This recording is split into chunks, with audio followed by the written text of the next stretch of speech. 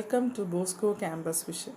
Today we are discussing the subject Business Environment and Policy of S3 BBA under Kerala University, and myself Mary Netto, Assistant Professor from Department of Management, Don Bosco College, Kottayam. Today we are discussing another topic, that is the different roles of the government in the economy. That is the last section. We already discussed the economic role of government and the reason for government intervention in the economy. So in continuation with that, we can discuss the different roles of the government. So these are the four different roles of government, that is regulation, promotion, entrepreneurship and the planning. So let's discuss one by one. So regulation may be otherwise called controls or intervention. Government regulation assumes several forms. So here the regulation means control or an intervention. So here there are three forms of regulations, that is direct and indirect control, formal and informal control, third is coercive and inducive control. So the first is direct and indirect control. So here it means that the direct control are more drastic in nature as compared to indirect control. So a businessman generally prefer indirect control. That is, the reason being is that direct control are discretionary in nature. They can be applied selectively on certain firms, so certain industries or certain products or services. So example, that is industrial licensing, price or distribution control, etc. But in case of indirect exercised by the government, but are usually exercised through various physical and monetary incentives or disincentive. So certain business activity may be encouraged or discouraged through monetary or physical policy of the government. That is, import duty may discourage import, monetary and physical incentives may be encourage the development of export oriented units, etc. So here the regulation, the first form of regulation is direct and indirect control. For regulation എന്ന് പറഞ്ഞാൽ എന്താണ്, ഒന്ന് control അല്ലെങ്കിൽ intervention എന്നൊരു വാക്കാണ് റെഗുലേഷൻ്റെ meaning. So there are different forms of regulations എന്ന് പറഞ്ഞാൽ എന്താണ്, ഡയറക്റ്റ് ആൻഡ് ഇൻഡയറക്റ്റ് കൺട്രോൾ അല്ല, അതായത് ബിസിനസ് സ്ഥാപനങ്ങളുടെ പുറത്ത് ഗവൺമെൻറ്റിന് ഡയറക്റ്റ് ആയിട്ടും ഇൻഡയറക്റ്റ് ആയിട്ടും ഒരു കൺട്രോൾ ഉണ്ട്. ചിലപ്പോൾ ഫോർമൽ ആൻഡ് ഇൻഫോർമൽ കൺട്രോൾ ആവാം, ചിലപ്പോൾ കൊറസീവ് ആൻഡ് ഇൻഡ്യൂസീവ് കൺട്രോൾസ് ആവാം. അപ്പോൾ ഒരു ഡയറക്റ്റ് ആൻഡ് ഇൻഡയറക്റ്റ് കൺട്രോൾ എന്താണെന്നാണ് നമ്മൾ പറയുന്നത്. ഒരു ഇൻഡയറക്റ്റ് കൺട്രോൾ എല്ലാ ബിസിനസ്സുകാരും ആഗ്രഹിക്കുന്നത് എന്താണ്, ഒരു ഇൻഡയറക്റ്റ് കൺട്രോൾ വേണം, അത് ഡയറക്റ്റ് അല്ല ഇൻഡയറക്റ്റ് ആയിട്ടായിരിക്കണം. എന്ന് പറഞ്ഞാൽ സെലക്റ്റീവായിട്ട് ചില കാര്യം, അതായത് അവരുടെ പ്രോഡക്ട്സിൻ്റെ കേസിൽ അല്ലെങ്കിൽ എന്താണ് അവരുടെ industrial licensing, price and distribution, അതായത് ഡയറക്റ്റായിട്ട് അവർ ഇടപെടുകയാണെങ്കിൽ അവർക്ക് പല കാര്യത്തിൽ ലൈസൻസ് കിട്ടാതെ വരും, അല്ലെങ്കിൽ പ്രൈസിൻ്റെ കാര്യം ഡിസ്ട്രിബ്യൂഷൻ്റെ കാര്യം എല്ലാം ഗവൺമെൻറ് പറയുന്നത് അവർ അനുസരിക്കേണ്ടി വരും ഡയറക്റ്റ് കൺട്രോളിൻ്റെ കേസ്. അപ്പോൾ ഇൻഡയറക്റ്റ് കൺട്രോൾ ആണെങ്കിൽ അവിടെ എന്താണ്, സർട്ടൻ ലിമിറ്റ്സ് വെച്ചുകൊണ്ട് അവർക്ക് ഈസി ആയിട്ട് മുന്നോട്ട് നീങ്ങാം. അതുകൊണ്ട് തന്നെ എല്ലാവരും ആഗ്രഹിക്കുന്നത് എന്താണ്, ഒരു ഇൻഡയറക്റ്റ് കൺട്രോളാണ്. ആൻഡ് സോ ഒരു ഡയറക്റ്റ് കൺട്രോൾ എന്ന് പറയുമ്പോൾ എന്താണ്, ഇത് ഒരു എന്താണ് സർട്ടൺ ബിസിനസ് ആക്ടിവിറ്റീസിനെ എൻകറേജ്, ചില കേസുകൾ ഡയറക്റ്റായിട്ട് ഗവൺമെൻറ് ഇൻട്രാക്ട് ചെയ്യുമ്പോൾ ചില ഏരിയാസ് അവർ എൻകറേജ് ആവും, ചിലത് ഡിസ്കറേജ് ആവും. അപ്പോൾ അത് ഒരു മേജർ പ്രോബ്ലംസ് ആയിട്ട് അവിടെ നിലനിൽക്കും. That is direct and indirect control. And the second is formal and informal control.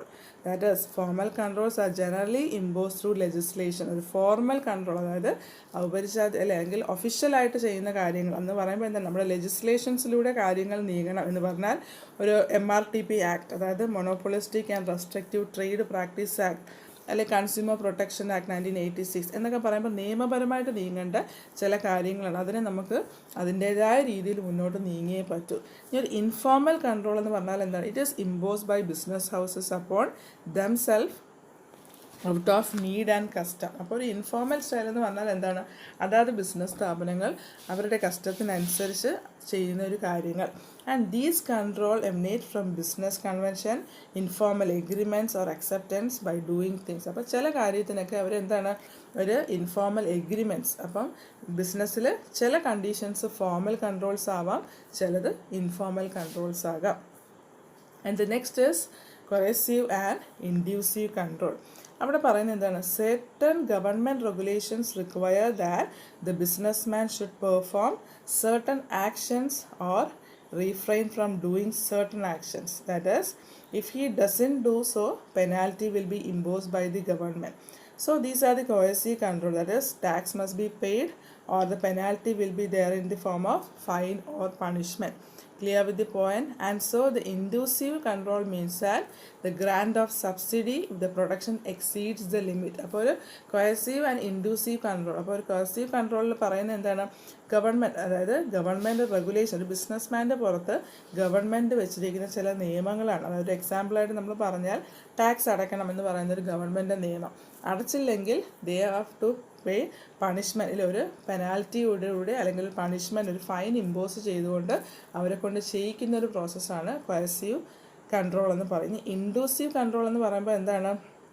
അവിടെ വിത്ത് എ ലിമിറ്റഡ് ആക്ഷൻ, ഇല്ലേ, അല്ലെങ്കിൽ ഒരു കൺട്രോൾസ് എന്ന് പറയുമ്പോൾ എന്താണ്? ഒരു ഇൻഡ്യൂസീവ് കൺട്രോൾ എന്ന് പറഞ്ഞാൽ എന്താണ്? ഒരു പ്രൊഡക്ഷൻ ലെവലിൽ കൂടുതൽ നിങ്ങൾ എക്സീഡ് ലെവൽ കൂടുകയാണെങ്കിൽ, അല്ലെങ്കിൽ 100 യൂണിറ്റ് പ്രൊഡ്യൂസ് ചെയ്ത് നിങ്ങൾ 150 യൂണിറ്റാണ് സ്ഥിരം പ്രൊഡ്യൂസ് ചെയ്യുന്നതെങ്കിൽ the grand A subsidy for that, ഇല്ല, അവർ ഗവൺമെൻറ് ചില സപ്പോർട്ടുകൾ അവർക്ക് ഉണ്ടാവും. അതായത് സ്ഥിരമായിട്ട് പ്രോഫിറ്റബിൾ ആണ്, കമ്പനി കൂടുതൽ പ്രൊഡ്യൂസ് ചെയ്യുന്നു, കൂടുതൽ സെയിൽസ് ഉണ്ട്, കൂടുതൽ മാർക്കറ്റ്സ് ഉണ്ട്. അപ്പോൾ അങ്ങനെയാണെങ്കിൽ എന്ത് ചെയ്യും? ഗവൺമെൻറ് അവർക്ക് സബ്സിഡി പ്രൊവൈഡ് ചെയ്യുന്നു. അതിനെയാണ് നമ്മൾ ഇൻഡ്യൂട്ടീവ് controls എന്ന് പറയുന്നത്. അപ്പോൾ here we say the regulation means control or intervention, and they are the three form: direct and indirect control, formal and informal control, coercive and inductive control. Clear with the point? Second is promotion. So it is a very important and a positive role played by the government in the developed country as well as the developing country. So promotional role induces the following activity, that is to build up and strengthen the necessary development infrastructure, that is finance, transport, power, marketing and other promotional activities. Or we can say the revival of sick units, encouragement to small scale unit, removal of regional imbalances, or the provision of incentives and subsidies and export promotion. For promotion, it is a very important and a positive role played by the government in the developing country or as well as developed country. അപ്പോൾ promotional, അതായത് ബിസിനസ്സുകാരെ കൂടുതൽ promote ചെയ്യുക ഗവൺമെൻറ്റിൻ്റെ ഒരു ഉത്തരവാദിത്വം, റെസ്പോൺസിബിലിറ്റിയാണ്. Promotional റോൾസിലൂടെ അവരെ മുന്നോട്ട് നീക്കുക. ആൻഡ് സോ ഏതൊക്കെ ഏരിയാസിലാണ്? ചിലപ്പോൾ ഫിനാൻസ്, മാർക്കറ്റ്, അല്ലെങ്കിൽ അതർ പ്രൊമോഷണൽ ആക്ടിവിറ്റീസ്, ചിലപ്പോൾ റിവൈവൽ ഓഫ് സിക്ക് യൂണിറ്റ്സ്, അതായത് പൂട്ടാറായി നിൽക്കുന്ന ചില സ്ഥാപനങ്ങളെ ഒന്ന് ഉയർത്തെഴുന്നേൽപ്പിക്കുക. സിക്ക് യൂണിറ്റ്സ് എന്ന് പറഞ്ഞാൽ പൂട്ടാറായി നിൽക്കുന്ന സ്ഥാപനങ്ങളെയാണ് നമ്മൾ സിക്ക് എന്ന് പറയുന്നത്. അപ്പം സിക്ക് യൂണിറ്റ്സിൻ്റെ ഒരു റിവൈവൽ ആവാം, അല്ലെങ്കിൽ ഒരു സ്മോൾ സ്കെയിൽ ഇൻഡസ്ട്രീസിനെ എൻകറേജ് ചെയ്യുക, മുന്നോട്ട് കൊണ്ടുപോകുക. പിന്നെ റിമൂവൽ ഓഫ് റീജിയണൽ ഇംബാലൻസസ്, ഇല്ലേ, പല റൂറൽ ഏരിയാസിലെയും നമ്മൾ എന്ത് ചെയ്യണം? നല്ലപോലെ ബിസിനസ് ചെയ്ത് റീജൻസ് തമ്മിൽ ഒരു ബാലൻസ് ഉണ്ടാക്കിയെടുക്കുക. then promotion of incentives and subsidy and export promotions. ഇനി എന്താണ്? എക്സ്പോർട്ട് ഓറിയൻറ്റഡ് യൂണിറ്റ്സിനൊക്കെ കൂടുതൽ ഇൻസെൻറ്റീവ്സും സബ്സിഡീസും. അപ്പം ഒരു പ്രൊമോഷൻ എന്ന് പറയുമ്പോൾ എന്താണ്? ഗവൺമെൻറ് ബിസിനസ്സുകാരെ കൂടുതൽ പ്രൊമോട്ട് ചെയ്യുക. അത് ഒരു ഡെവലപ്പിംഗ് കൺട്രി ആയാലും ഡെവലപ്ഡ് കൺട്രീസ് ആയാലും ഗവൺമെൻറ്റിന് ഒരു മേജർ റോൾ അതിനകത്ത് ഉണ്ടായിരിക്കും. Clear with the point? Third is entrepreneurship. So in many countries the government also play the role of an entrepreneur. So it means that the business houses are established and operated by the government and the risk is also borne by the government. So the reason for the growth of state-owned enterprises are as follows. That is the absence or death of private entrepreneurship, neglect of certain non-profitable sector by the private entrepreneur, or a social political ideologies. So the true entrepreneurial role of the government is when the government decided to take a lead in starting a major new industry in the absence of private entrepreneur. And so in some country like India, the public sector has expanded by taking over sick units. So in some developed country, there's a tendency to assign a dominant place to public sector. ഒരു entrepreneurship, ഇല്ലേ, ഒരു എല്ലാ രാജ്യത്തിലും, ഇല്ലേ, government play an important role of an entrepreneur. അതായത് government നല്ലൊരു ബിസിനസ്സുകാരൻ്റെ റോളിലാണ്, ഇല്ലേ, എല്ലാ രാജ്യത്തും നിലനിൽക്കുന്നത്. So it means that business houses are established and operated by the government and the risk is also borne by the government. അങ്ങനെയാണെങ്കിൽ government ഏറ്റെടുക്കുന്ന സ്ഥാപനങ്ങളെല്ലാം തന്നെ എന്താണ്? അവരുടെ ഉത്തരവാദിത്തമാണ്. അതിനകത്ത് റിസ്ക് ഫാക്ടേഴ്സ്, ഫിനാൻസ് ലോസോ അല്ലെങ്കിൽ ആ ഒരു ഏറ്റെടുക്കുന്ന സ്ഥാപനത്തിന് എന്ത് നഷ്ടം വന്നാലും അത് ആര് ഏറ്റെടുക്കണം? ഗവൺമെൻറ് ഏറ്റെടുത്തിരിക്കണം. അങ്ങനെയാണെങ്കിൽ ഏതൊക്കെയാണ് reason is that the absence or death of private entrepreneur. ചില മേഖലകളിൽ പ്രൈവറ്റ് ഓൺട്രപ്രണേഴ്സ് കടന്നു വരാത്ത മേഖലകളുണ്ട്, അല്ലെങ്കിൽ തീരെ അവരില്ല എങ്കിൽ അത് ആര് ഏറ്റെടുക്കും? ഗവൺമെൻറ് ഏറ്റെടുക്കുകയും അതിൽ വരുന്ന നഷ്ടങ്ങളെല്ലാം ഗവൺമെൻറ് ഏറ്റെടുക്കുകയും ചെയ്യുന്നു. And the neglect of certain non profitable sector by the private entrepreneurs. ഇനി പ്രൈവറ്റ് ഓൺട്രപ്രണേഴ്സ് തിരഞ്ഞെടുക്കുന്ന മേഖല എന്ന് പറയുമ്പോൾ ഹൈലി പ്രോഫിറ്റബിൾ ആയിട്ടുള്ള മേഖലയിലായി, എന്നാൽ നോൺ പ്രോഫിറ്റബിൾ ഓർഗനൈസേഷൻ, അതായത് ചില മേഖലകളിൽ പ്രോഫിറ്റ് ഓറിയൻറ്റഡ് അല്ല, അല്ലെങ്കിൽ അവിടെ ആ ഏരിയയിൽ ബിസിനസ് ചെയ്താൽ നമുക്ക് വലിയ പ്രോഫിറ്റ് കിട്ടത്തില്ല എന്ന് ഉറപ്പുള്ള ഏരിയാസ് ഉണ്ടെങ്കിൽ അവിടെ പ്രൈവറ്റ് ഓൺട്രപ്രണേഴ്സ് കുറവായിരിക്കും, അല്ലെങ്കിൽ അവരെ തീരെ ഒഴിവാക്കുന്ന മേഖല. അപ്പോൾ അങ്ങനെയാണെങ്കിൽ അവിടെ ആരുണ്ട്? ഗവൺമെൻറ് ആ സിറ്റുവേഷൻ ഏറ്റെടുക്കുന്നു. പിന്നെ ഒരു സോഷ്യോ പൊളിറ്റിക്കൽ ഐഡിയോളജീസ്, അതുമായിട്ട് ബന്ധപ്പെട്ട് അല്ലെങ്കിൽ ഗവൺമെൻറ് എന്താണ് പൊളിറ്റിക്കൽ ഐഡിയോളജി വൈസായിട്ട് പ്രൈവറ്റ് സെക്ടേഴ്സിന് പൊരുത്തപ്പെടാൻ പറ്റാത്ത സ്ഥിതിക്ക് അതും ഗവൺമെൻറ് ആയിരിക്കാം ഏറ്റെടുക്കുന്നത്. So in true entrepreneur role government is when government decide to take leading a major role in the new industry in the absence of private sector. അങ്ങനെയാണെങ്കിൽ ഗവൺമെൻറ് ആണ് ഒരു പ്രൈവറ്റ് ഓൺട്രപ്രണറിൻ്റെ ആബ്സെൻസിൽ ഒരു ഓൺട്രപ്രണിയർ റോളിലേക്ക് വരുന്നത്. ആരാണ്? ഗവൺമെൻറ് തന്നെ. അതായത് പല ബിസിനസ്സും സിക്കായിട്ട് നിൽക്കുന്ന, അല്ലെ, ഇന്ത്യയിൽ പബ്ലിക് സെക്ടർ എക്സ്പാൻഡ്, അതായത് പല സിക്ക് യൂണിറ്റുകളെയും കൂട്ടാറായി നിൽക്കുന്ന പല സ്ഥാപനങ്ങളെയും സർക്കാർ ഏറ്റെടുക്കുന്നു എന്ന് പറയുന്നു. അതുകൊണ്ട് തന്നെ ഒരു ഗവൺമെൻറ്റിനെ നമുക്ക് ആരായിട്ട് പറയാം? ഒരു ഓൺട്രപ്രണറായിട്ട് നമുക്ക് പറയാം. ബിസിനസ്സുകാരനായിട്ട് തന്നെ നമുക്ക് അവരെ ഡിഫൈൻ ചെയ്യാം. And so in the recent year many government have redefined their entrepreneurship role and have resorted to privatization in various degrees. So clear with the entrepreneurship. And the last is planning. We already studied the planning. So planning is very important role of the government, especially in the developing countries. So the need for planning arises due to the scarcity of resources. So the scarcity definition of economic given by Robinson is that the main business of the science of economics is the optimum allocation of scarce resources between the competing ends. So here we can say is that the major problem faced by the less developed country is the scarcity of resources. So the resources which are available are not sufficient to meet all the requirement. So this call for the determination of the most urgent need or national priority and the optimum allocation of the available resources as best for the common good. So this is the main objective of national planning. So the importance of planning to a less developed economy was often emphasized by Jawaharlal Nehru, the chief architect of the development planning in India. So here the planning means that the government has a very important role especially in the developing countries. That is, the need of planning arises due to the scarcity of resources.